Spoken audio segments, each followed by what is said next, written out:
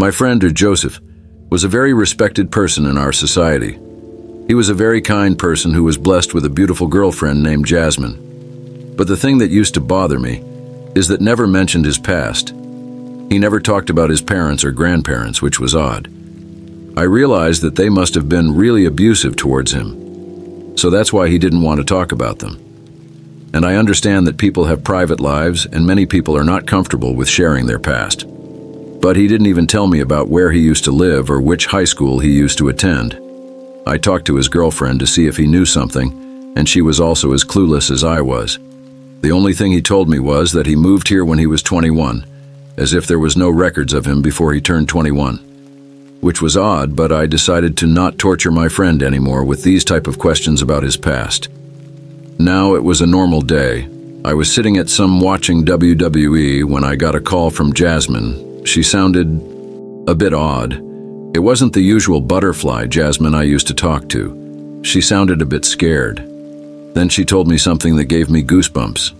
She told me that she was sitting in her room when he heard some noises coming from the bathroom. She told me that it sounded like someone was cutting something with a knife. She tried to ignore it at first, but then she decided to go investigate. She opened the bathroom door and saw Joseph, knife in hand, completely covered in blood of a lifeless dog. He had killed a dog. He then turned towards her with a wicked smile, still holding the knife. She screamed as loud as she can and ran towards her bedroom. The last thing she saw before locking the door was Joseph sprinting towards her like a maniac, carrying the knife in an attacking position. He kept banging on the door, sometimes stabbing the door with the knife. Shard then picked up the phone and called me. I had known him for years.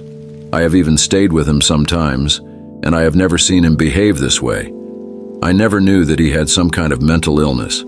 I comforted her and told her that I was going to his house right now and see what was going on. I was scared as hell, but her life was in danger, and I had to do something. I was not a very big guy, but I used to learn martial arts when I was a kid. So I was not very scared about my own safety, but I still took a pocket knife with me just in case. I went to his house, which was like 5 minutes away. I tried to call Joseph, but he was not picking up. Then I tried to call Jasmine, and she didn't pick up either. Now I got extremely worried. Did he succeed in breaking the door? Did he do something bad to her? What caused him to react this way? I finally reached his home. The door was wide open. The inside of the house looked like hell. There was blood everywhere. The TV was smashed. The table was broken and the windows were shattered. But no signs on Joseph. Did he run away and left the door open? That wasn't my priority. I went upstairs to check on Jasmine, my heart racing faster with every step I took. When I was upstairs outside of Jasmine's door, I called her multiple times, but no answer.